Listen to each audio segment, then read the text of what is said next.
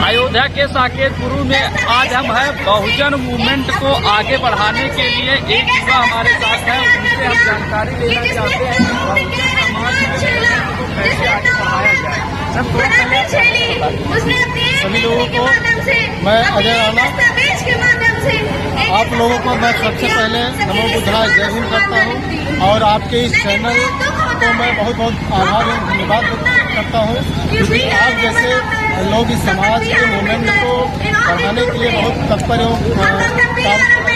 तमाम चुनौतियों के साथ आप काम कर रहे हैं। और जैसा कि हम लोग जानते हैं कि आजकल जो सोशल मीडिया है ये हम लोगों के लिए बहुत बड़ा हथियार के रूप में उभर के सामने आया है, क्योंकि जो आज के जनरेशन में जो आज की मीडिया है वो कहीं न कहीं बहुजनों के हित को दबाने का काम किया करती है।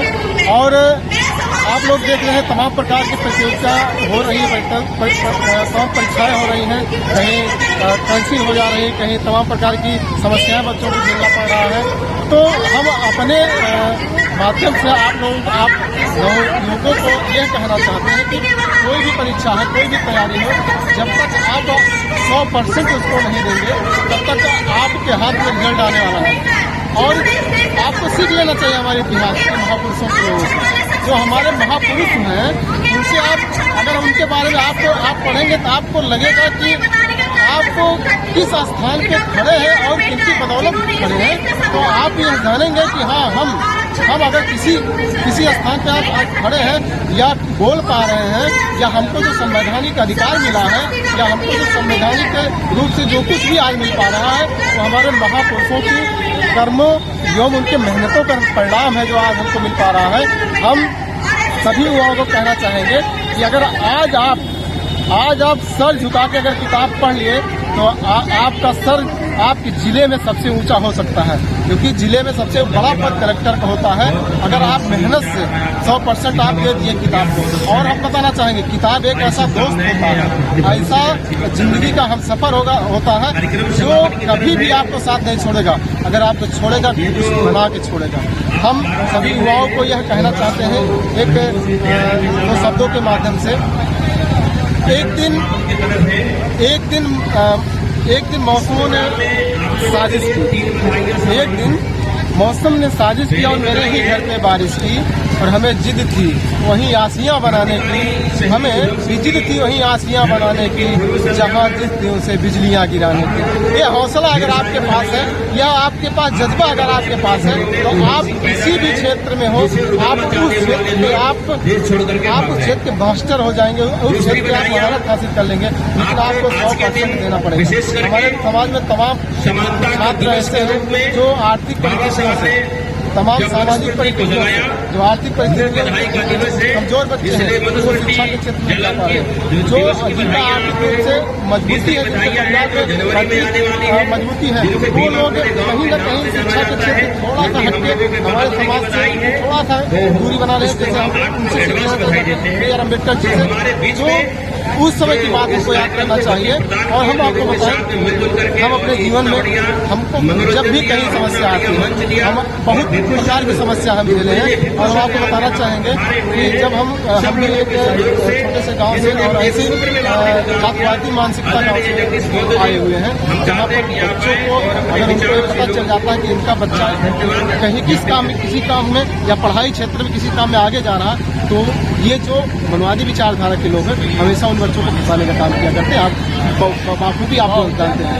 युवाओं को आप क्या संदेश देना चाहते हैं? बहुजन युवाओं को हम यही संदेश देना चाहते हैं कि जब तक आपके अंदर जज्बा है, जब तक आप युवा है, देखिए किसी भी व्यक्ति को बनने में इतना समय लगता है जितना आप हम उदाहरण के साथ आपको बताना चाहेंगे। जिस प्रकार एक कुम्हार बर्तन को सजाता है तो पहले देखिए उसको मिट्टी खोदना पड़ता है, उसको छानना पड़ता है, मिट्टी उस आकार में कि कहीं ऐसा ना हो कि उस मिट्टी को सजाते समय कंकड़ ना आ जाए, उस हिसाब से चाहता है और उसको बनाता है, उसको समय लगता है। हम अपने युवाओं को यह कहना चाहते हैं कि अगर आपको बिल्डिंग बनानी है, महल बनाना है, आपको एक बाकायदे अपने रणनीति के तहत उस पर काम करना पड़ेगा और उस काम को के प्रति आपको सचेत रहना है। ये नहीं कि आज आप 10 दिन आपके अंदर जज्बा आया, कुछ दिन काम किए, मेहनत किए, फिर आपके अंदर जब खत्म हो गया था बैठ गए।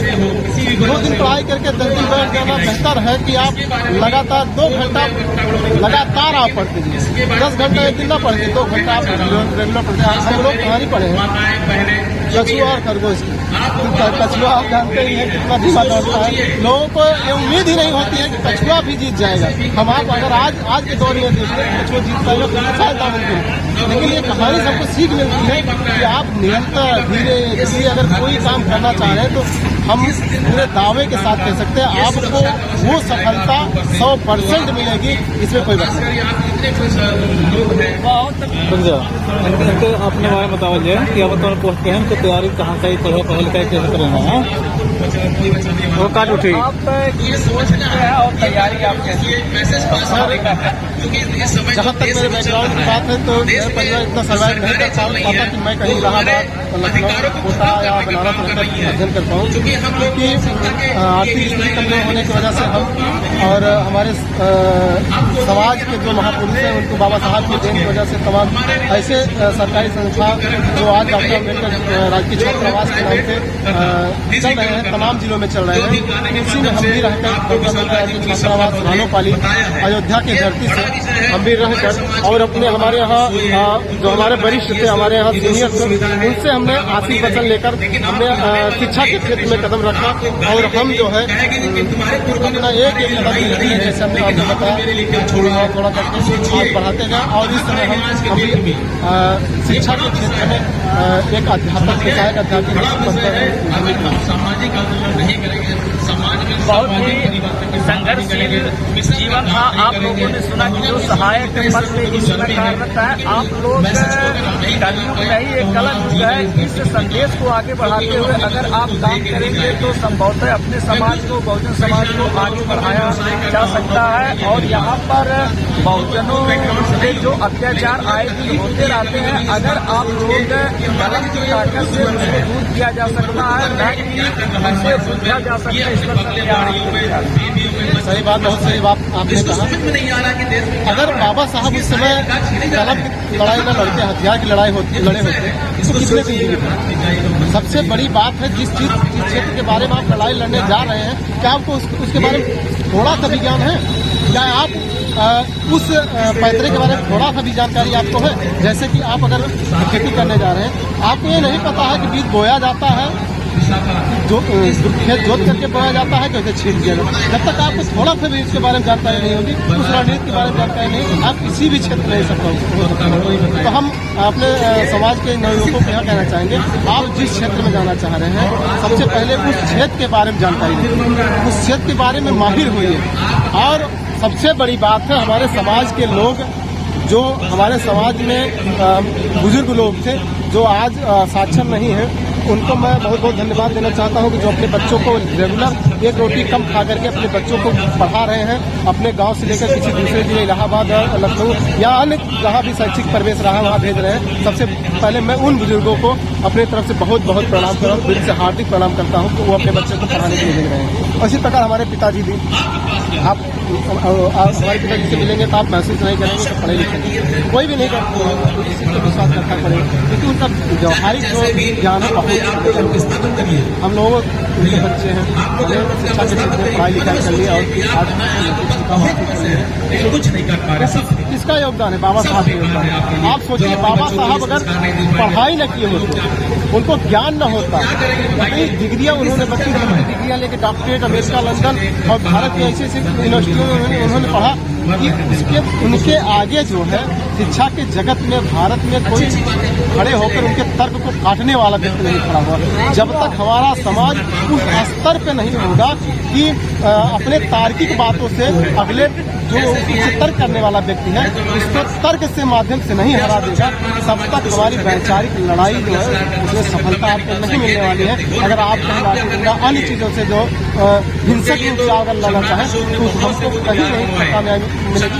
इसीलिए बाबा साहब ने कहा था कलम की ताकत दुनिया की सबसे बड़ी ताकत होती है, और उन्होंने कहा था पॉलिटिकल पावर इज मास्टर की। दो चीज़ें उन्हें बहुत गहनता, उनके स्तर हम लोग बहुत सूक्ष्म भी नहीं हो पाएंगे कि हम उनके विचारों या उनके ज्ञान के आगे हम तुच्छ व्यक्ति हैं। इसलिए बड़ी हस्ती थी, पूरे विश्व को लोहा मनाने वाले व्यक्ति थे। और स्वास्थ्य के क्षेत्र में देख लीजिए, आज जो हमारी नोटबंदी हुई थी, डिमोनेटाइजेशन हुआ था, उन्हीं के प्रॉब्लम कुछ पुस्तक उन्होंने लिखा था, उसमें उन्होंने स्पष्ट कहा था कि अगर भारत के भ्रष्टाचार को खत्म करना है तो देश में जो रुपया प्रचलन में है उसको हमेशा हर 10 साल 6 साल में उसको हमेशा एक बार बंद करके दूसरे लॉन्च करना, इससे हमारी जो भ्रष्टाचार कम होगी। अन्य चीज़ों पर भी उन्होंने बहुत सारे ऐसे कहा है जो हम लोग जो है उनके देखिए संघर्ष को हम उनके सिर्फ संघर्ष को याद कर लें, हमारे अंदर वो जज्बा आ जाता है कि किसी भी पत्र को लड़ने के लिए। आप सुने होंगे दशरथ मांझी करके वो भी आए थे, आप सोचिए उनके अंदर क्या प्रेरणा आई होगी। ये भी उनकी चिकित्सा क्षेत्र में न मिलने के कारण उनकी बीवी का हो जाता है, और वो जिस पहाड़ से वो रास्ता होकर गुजरता था उस पहाड़ को पूरा काट दिया। आप सोचिए ये कौन ओढ़ना पड़ता है हम लोगों को, तो पसीना आ जाता है। वो व्यक्ति पूरे जीवन में उस पहाड़ को उखाड़ फेंकने का काम किया और रास्ता बनाने का काम किया। हमें ऐसे महापुरुषों से सीख लेनी चाहिए, ऐसे लोगों से हमको जो है प्रेरणा लेनी चाहिए।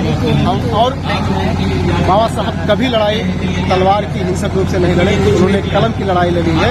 और आज अगर देख रहे हैं भारत में अगर कोई भी पावरफुल है तो कलम। एक डीएम से लेकर आप सचिव और आप देखिए पीएम सचिवालय के जितने भी अधिकारी हो, कर्मचारी हो, मुख्यमंत्री हो, उसकी पावर नहीं होती, तो सिर्फ कलम की पावर होती है। उस कलम की पावर से चाहे जो नियम बनाए, चाहे जो नियम इसलिए कहा गया है कलम के कागज दुनिया की सबसे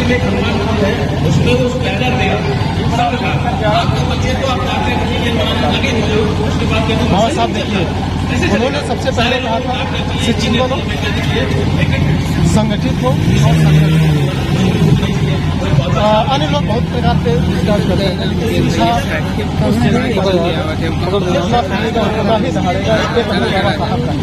और आप देख रहे हैं कि हमारे मंच पे जो हम 10 मिनट के डाल जी का आज जो है हम लोग जो है जनता तो ये उन्हीं की देन है जो यहाँ सब लोग इकट्ठे, इतने बुद्धिजीवी लोग हैं यहाँ, doctor, engineer, IAS, CCL, master, वकील, तमाम प्रकार के लोग यहाँ उपस्थित हुए।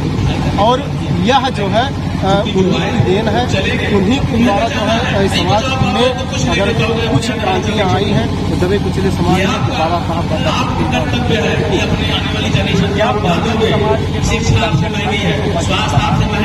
देखिए इस पर हमारा विचार है कि बहुजन समाज की लोग पहली चीज तो ये अगर व्यक्तिगत स्वार्थ छोड़ कुछ हमारे संगठन ऐसे होते हैं कि जो बनते हैं और किसी पार्टी से अलग होकर बना लेते हैं।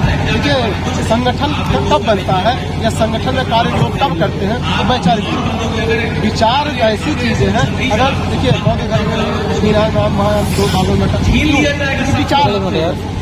विचार भारत में एक दूसरे से नहीं ना मैच करने की वजह से अलग अलग हो गए। क्या जो डॉक्टर राम मनोहर लोहिया जी थे, बाबा साहब डॉक्टर भीमराव अम्बेडकर जी थे, ये दोनों की विचारधारा, लेकिन कुछ मुद्दों पर उनके विचारधारा अलग हुई और ये आगे चलकर वैचारिक है। तो हम युवाओं को यह कहना चाहिए जो बाबा साहब के तमाम प्रकार के संगठन आप एक लकड़ी का 10 लकड़ी एक साथ बांध दिएगा,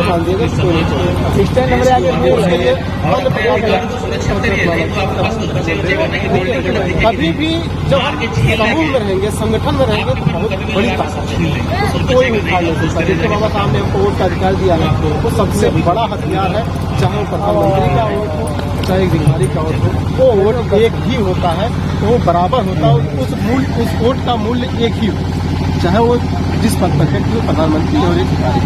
तो हमको सोचना है इस चीज पर कि हमारे जो बहुजन समाज की संगठन है उसमें कई प्रकार के जो है संगठन न बना करके एक संगठन अगर रहेगा तो मजबूती आएगी। और एक अलग अलग संगठन बनाकर हम अपने आप को कमजोर, परिवार में अगर 4 भाई हैं, इस चारों इकट्ठा है तो मजबूत है और अलग अलग कमजोर हो गए। तो यही चीज़ है रणनीति। और